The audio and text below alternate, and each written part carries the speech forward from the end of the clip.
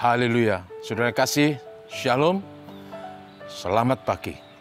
Saudara sekalian, hari ini kami menyapa saudara kembali dengan sebuah renungan pendek di masa pandemi ini. Pagi ini saya ingin menyampaikan renungan saya dengan judul Jangan Tawar Hati. Amsal 24 ayat 10 berkata, jika engkau tawar hati pada masa kesesakan, kecillah kekuatanmu. Dalam terjemahan bahasa Inggris malah dikatakan, jika engkau tawar hati pada masa kesesakan, betapa kecilnya kekuatanmu. Saudaraku, tawar hati adalah suasana yang mewarnai hati kita.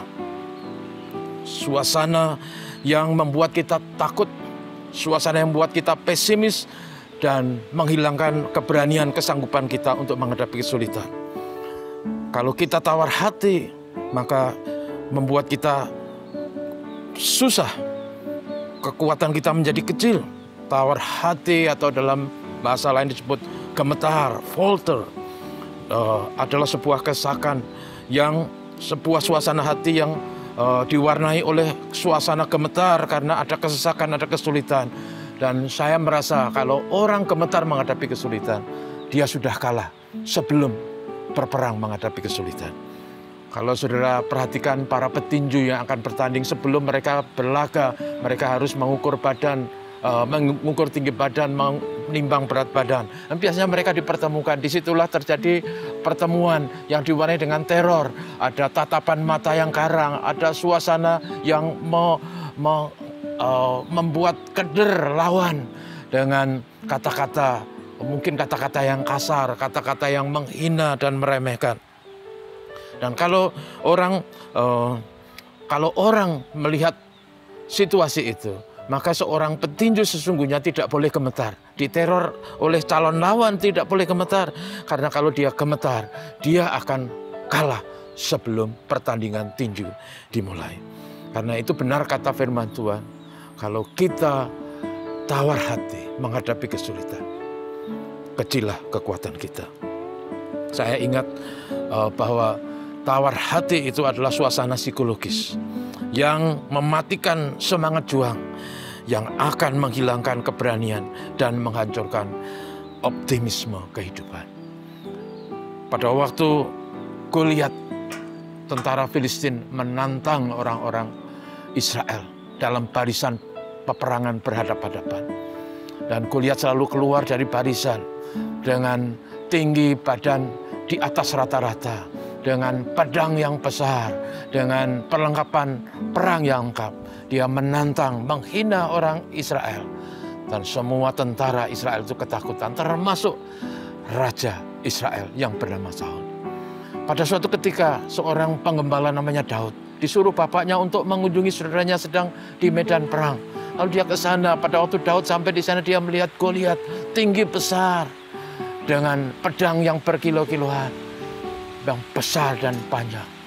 Lalu dia juga mendengar makian, tantangan yang disampaikan oleh Goliat. Yang menarik adalah seorang gembala yang masih muda ini, dia tidak gemetar. Lalu dia bertanya bersini dan itu, akhirnya pendek cerita, dia akhirnya menawarkan diri untuk maju menghadapi Goliat. Raja Saul memberikan pakaian perang, dipinjami pakaian, tapi bagi Daud itu terlalu sulit, terlalu besar, terlalu mengganggu. Akhirnya dia putuskan untuk dia menghadapi Goliat dengan hanya pakaian biasa, membawa tongkat dan membawa umban batu. Sampai akhirnya pada waktu Goliat melihat itu, dia menjadi terpancing, menjadi marah, seolah dia dihinakan oleh orang muda ini. Bagaimana seorang prajurit dengan pedang panjang, dengan ziarah yang lengkap, dihadapi oleh seorang anak muda yang wajahnya kemerah-merahan, dengan hanya membawa tongkat seperti menghadapi seekor anjing yang sedang menggonggong. Yang luar biasa, karena keberanian Daud, akhirnya perang itu diselesaikan. Dan karena emosional dari Goliat, dia hilang kewaspadaannya. Sampai akhirnya dia kena batu di kepalanya, di dahinya, dan tersungkur dan mati. Yang saya ingin katakan dari cerita ini adalah bahwa Daud tidak pernah takut. menghadapi. Karena dia tidak takut, maka kekuatannya menjadi besar. Sebaliknya orang yang takut, kekuatannya menjadi kecil. Dan saudara sekalian, yang luar biasa dari cerita ini adalah cocok dengan apa yang kita baca. Apabila kamu gemetar di masa kesesakan, kecillah kekuatanmu. Yang menarik adalah bahwa dalam hidup ini kita diperhadapkan dengan begitu banyak tantangan, kesulitan, persoalan silih berganti. Kadangkala berhubungan dengan pekerjaan, berhubungan dengan kebutuhan hidup yang kompleks, kebutuhan yang bertambah. Kadangkala kita pesimis, kadangkala kita bingung bagaimana menghadapi semua itu.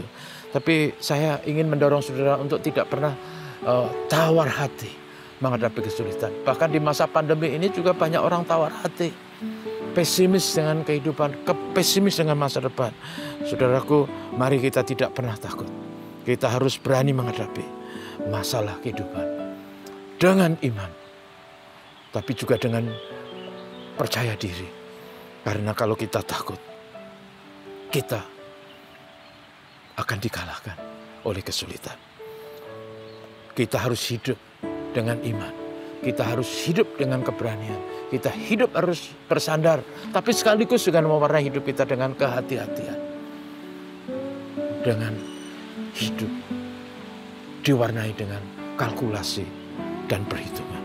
Dan saya yakin kalau kita menghadapi dengan iman, dengan kehati-hatian, sikap yang benar dalam menghadapi sakit, maka situasi yang sulit itu akan bisa dihadapi oleh kita. Masalah-masalah yang rumit kita akan selesaikan. Karena itu sekali lagi saudaraku, hari ini nasihat bagi kita lah, jangan tawar hati. Karena kalau kita tawar hati, kekuatan kita hilang dan kita dikalahkan oleh kesulitan. Dengan pertolongan Tuhan, kita bukan orang arogan, tapi dengan keyakinan iman bersama Tuhan, kita bisa mengatasi kesulitan. Dengan iman, kita maju dan menang. Tuhan memberkati saudaraku, mari kita berdoa. Bapak, terima kasih. Kami dinasihati untuk tidak tawar hati, untuk tidak gemetar menghadapi kesulitan.